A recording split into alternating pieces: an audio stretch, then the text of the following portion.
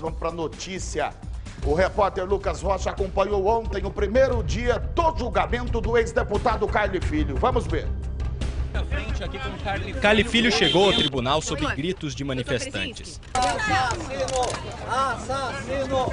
A mãe de Carlos Murilo de Almeida, uma das vítimas do acidente provocado pelo ex-deputado, estava emocionada. O que a senhora espera do resultado desse julgamento? Que Deus faça o melhor. A condenação do ex-deputado? Sim. Eu não tenho raiva dele. Só tenho mágoa. Bastante mágoa. A senhora acha que a justiça será feita se ele for condenado? Sim.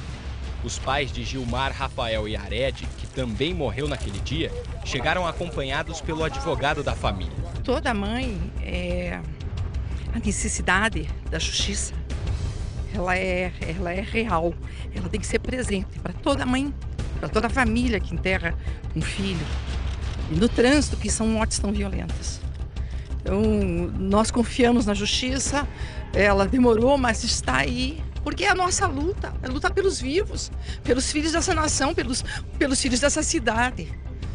Justiça é para os vivos, a justiça não é para os mortos, é para os vivos. Logo depois de falar com a imprensa, Cristiane Yared começou a passar mal. Está sentindo mal aqui, atenção. Olha aqui, atenção. Ela iria depor, mas desistiu. 6 testemunhas foram ouvidas. Entre elas, um amigo que jantou com Carli Filho pouco antes do acidente, o garçom do restaurante e um homem que viu a batida. Durante um dos intervalos, uma amiga da família do ex-deputado começou a discutir com os repórteres. O pai do réu precisou intervir. Você conversa com os advogados dele, você está aqui. Mas a senhora acha que estava certo depois de 4 Eu garrafas apenas de fui vinho? falar com ela. Do que ela disse? Chega! Carli Filho ficou todo o julgamento sentado naquela cadeira, exatamente em frente ao corpo de jurados que foi selecionado pela promotoria e pelos advogados de defesa. 7 pessoas que ficaram sentadas ali. 5 mulheres jovens e 2 senhores. São eles que vão dizer se Carli Filho é ou não culpado de duplo homicídio com dolo eventual. Mesmo se for condenado, o ex-deputado ainda não vai ser preso.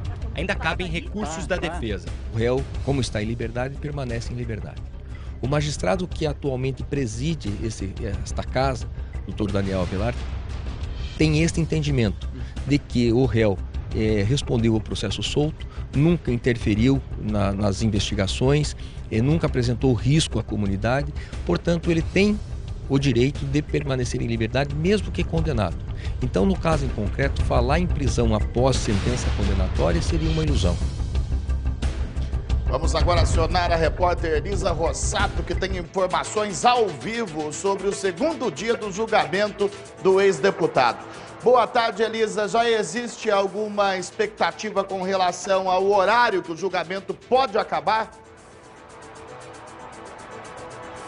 Muito boa tarde, Eduardo Santos e aos nossos amigos de Maringá. Sim, a expectativa é de que esse júri popular histórico e tão aguardado possa ter um resultado ainda no final da tarde de hoje. O ex-deputado Luiz Fernando Ribas Carli Filho chegou agora pela manhã, voltou ao banco dos réus na retomada do julgamento para esse segundo dia do julgamento, que recomeçou com a fase de debates. A acusação tem 1h30 para a sua tese e a defesa, o mesmo tempo, 1h30 para expor os seus argumentos. E o plenário segue lotado. Ainda há fila, uma pequena fila de pessoas que aguardam alguma desistência para acompanhar o júri popular. O assistente da acusação, Elias Matarassad, que atende a família Yared, de uma das vítimas, de um dos jovens mortos, o jovem Gilmar Yared, disse que o réu sabia a velocidade em que estava o carro e que Carli Filho não pode sair por aquela porta rindo da justiça.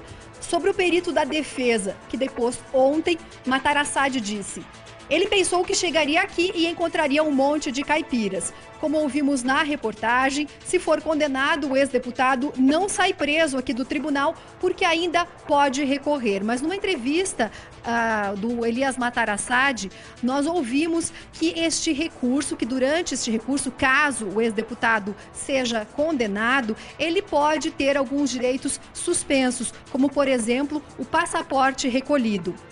Agora, durante a fase de debates, a acusação e a defesa têm direito à réplica e à tréplica. E o Conselho de Sentença se reúne logo após para responder algumas perguntas do juiz Daniel Avelar e cada um dos integrantes do júri vai depositar o seu voto. Essa sentença vai ser lida para todos. A expectativa é muito grande, principalmente das famílias dos jovens mortos e das famílias de outras vítimas de acidentes de trânsito, já que o resultado desse julgamento pode influenciar casos semelhantes por todo o Brasil. Voltamos com você, Eduardo Santos. Ontem, a equipe da Rede Massa em Curitiba conseguiu registrar com exclusividade o momento em que o ex-deputado pede desculpas às famílias. Eu sei que eu nunca tive a oportunidade de pedir desculpa para a dona Cristiane, para a dona Vera, que não sei o que está. Eu quero hoje poder pedir desculpa pelo que eu falei. Eu quase morri. Filho de vocês, confesso. Eu quero ter tudo na